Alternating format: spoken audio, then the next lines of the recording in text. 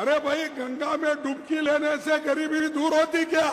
कांग्रेस अध्यक्ष मल्लिकार्जुन खड़गे ने अपनी टिप्पणी से विवाद खड़ा कर दिया है, जिसमें उन्होंने चल रहे महाकुंभ मेले के दौरान संगम पर पवित्र डुबकी लगाने वाले लोगों की आस्था पर सवाल उठाया है। मंच पर बैठे राहुल गांधी की मौजूदगी में खड़गे ने कहा, क्या गंगा में डुबकी लगाने से गरीबी दूर हो जाएगी? क्या गंगा में डुबकी लगाने से लोग खुश होंगे और हमारे देश में शासन व्यवस्था में सुधार होगा? मुझे समझ में नहीं आता कि ये लोग पैसे खर्च करने और गंगा में डुबकी लगाने में आपस में प्रतिस्पर्धा क्यों करते हैं। कांग्रेस अध्यक्ष के इस बयान को लेकर अविरल टाइम्स के संवाददाता प्रमोद श्रीवास्तव ने लोगों की राय जानी। सबसे पहले तो मैं ये कहूँगा कि आपने एक बहुत अच्छा विषय चुना है।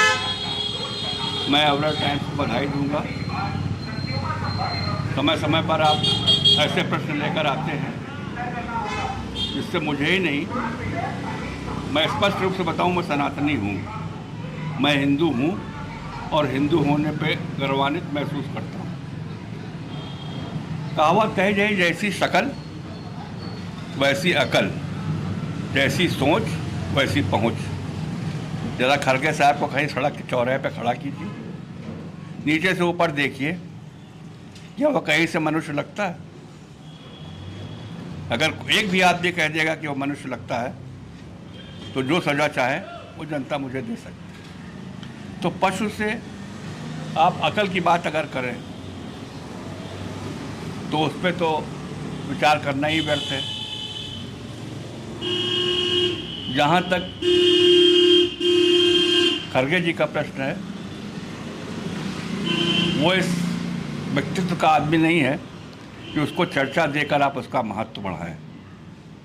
बहुत ही निंदनीय, बहुत ही गिरा हुआ वक्तव्य है और मैं आपके प्रेस के माध्यम से अपने पूरे समाज से, अपने पूरे सनातन की ओर से ये मांग करता हूँ, ये अपनी पार्टी समेत नतमस्तक होकर क्षमा याचना करें, अन्यथा इसके साथ तुच्छता का व्यवहार होना चाहिए। ये बात कहूँगा, ये श्रद्धा और विश्वास का पर्व है, ठीक है।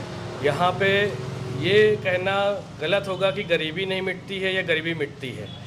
ये यहाँ पे आपका भाव होना चाहिए, ठीक है। जहाँ इतना आदमी आ रहा है, करोड़ों की तादाद में देश विदेश से लोग आ रहे हैं, श्रद्धा भाव के लिए आ रहे हैं कुंभ में, और गरीबी मिटने और ना मिटने का भाव नहीं है यहाँ पे। और गरीबी क्यों नहीं मिटेगी? क्योंकि यहाँ से इतना, इलाहाबाद में इतना आदमी आ रहा है, अगर एक एक रुपया भी खर्चा कर रहा है वहाँ पे, तो कुछ ना कुछ तो वहाँ दे के ही जा रहा है ना।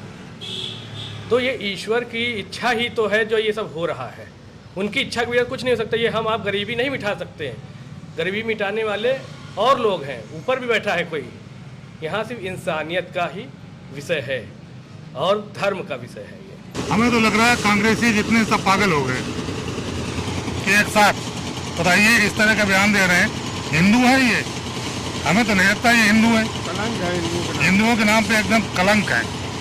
इस तरह हिंदुओं के खिलाफ बोलना, अरे पूरी दुनिया जा रही है, इसलिए जा रही है कि हर आदमी का कुंभ का एक महत्व है। कुंभ को उनका पता भी है कुंभ का मतलब क्या होता है। 144 साल बाद ये कुंभ पड़ा है, 12 साल में पैसे पड़ता है। उनको कुछ मालूम नहीं है। हमें तो लग रहा है कांग्रेसी जितने सबके सब उनका एक ही सोच हो गई है कि हिंदुओं को गाली दो मुसलमानों को वोट के लिए, और ना ये हिंदुओं के रहेंगे ना मुसलमानों के रहेंगे। ये अब बस छपे हुए दिखाई देंगे। अब ये सत्ता में दोबारा आने नहीं, चाहे जितनी बकवास कर ले। पापी कैसे होते हैं, उनको तो कुछ ज्ञान ही नहीं है। कहाँ से पापी बता दिया उन्होंने? भ्रमित है वो, सीधी सीधी बात है। खाली बोली जो उनके पास यही काम है कि किसी तरह से जो है ये लोगों को जो है डिस्टर्ब करें। कुंभ से गरीबी का क्या लेना देना? गरीबी हटाने के दूसरे रास्ते हैं और कुंभ एक आस्था का प्रश्न है, लोगों के हृदय में है। कुंभ तो लोगों की आस्था का सवाल है, इससे उसका कोई लेना देना नहीं है। ये तो एक तरीके से उन्होंने जो है वो सत्तारूढ़ पार्टी की मदद किया है। क्या कांग्रेस में रह कर वो बीजेपी के एजेंट का काम कर रहे हैं क्या? मेरा ये कहना है कि जो राजनीतिक लोग हैं उनको धर्म में बिल्कुल नहीं आना चाहिए और इससे लोगों को ठेस पहुंचती है। राजनीति अलग है, आस्था का मामला अलग है। उनको इस तरह के बयान नहीं देने चाहिए। अगर उन्होंने ये बयान दिया है तो ये बयान बहुत ही गलत है। इसका मैं वो बहुत ज़्यादा भर्त्सना करता हूँ। वो उनकी अपनी व्यक्तिगत राय है, ठीक है, और सबकी आस्था है, उनके हिसाब से नहाने से मतलब कुछ नहीं होता है। और तमाम लोगों को तो काहे इतनी लोग वहाँ नहाने गए हैं, कुछ ना कुछ तो है ही। किसी की व्यक्तिगत उसके लिए टिप्पणी नहीं की जा सकती, वो उनकी अपनी व्यक्तिगत सोच है। हो सकता है कि उनके पूर्वजों ने उनको वही सब सिखाया हो, तो उसी को वो फॉलो करते हैं। मेरे पूर्वजों ने तो नहीं, हम तो मंदिर का भी मत्था टेकते हैं, गुरुद्वारे के भी टेकते हैं, मस्जिद के भी टेकते हैं और चर्च के भी। ईश्वर हर जगह है, नाम अलग अलग है, आपका राम है, इनका श्याम है, इनका कुछ है, इनका कुछ है, लेकिन है एक शक्ति।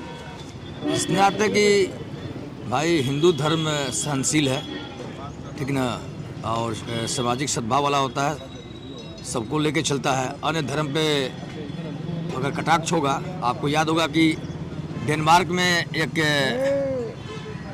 पैगंबर साहब पे कार्टून बनाया था, पूरे विश्व में उसका विरोध हुआ था, कई जगह दंगे फसाद हुए थे। तो अन्य धर्म पे अगर वो बोलेंगे विपक्षी तो उनकी हलफ निकाल ली जाएगी, तो वहाँ नहीं बोल सकते हैं। खड़गे जी खुद धर्म परिवर्तन के पहले तो हिंदू ही थे, और जब धर्म परिवर्तन आदमी करता है तो वो अपनी सुर्खियों में आने के लिए ऐसे शब्द बोलता है। और ऐसी ओछी नीति रखने वाले खड़गे जी, उनको पता चल जाएगा, चुनाव भी हो रहा है दिल्ली में और उनको पता चलेगा इस बात। देखिए, हम आपको एक चीज़ बता दें, ऐसी धर्म पे और आस्था पे उनको कटाक्ष न करना चाहिए। और वो भी राज्यसभा में नेता विरोधी दल भी हैं और कांग्रेस पार्टी के राष्ट्रीय अध्यक्ष भी हैं। बाकी वो अपने बल पर नहीं हैं, वो एक गुलामी में बंधे हुए हैं। जैसे माननीय मनमोहन सिंह जी प्रधानमंत्री थे और फैसला होता था 10 जनपद माननीय सोनिया गांधी जी के वहाँ से।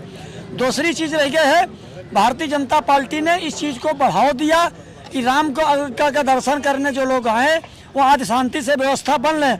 मलखिया अर्जुन कुमार खड़गे मुजफ्फरनगर का दंगा जब हो रहा था, मुसलमानों के घर जल रहे थे, तब सैफई में हीरो हीरोइनियों के सब नाच हो रहे थे, उस पर एक बार नहीं बोले मलखिया अर्जुन कुमार खड़गे।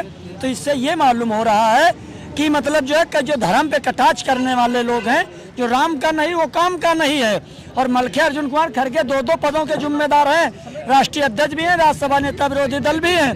बाकी वो एक गुलामी में सोनिया गांधी और राहुल गांधी की प्रियंका की गुलामी में बंधे हुए हैं, उनसे जो बुलवाया जाता है वही बोल रहे हैं।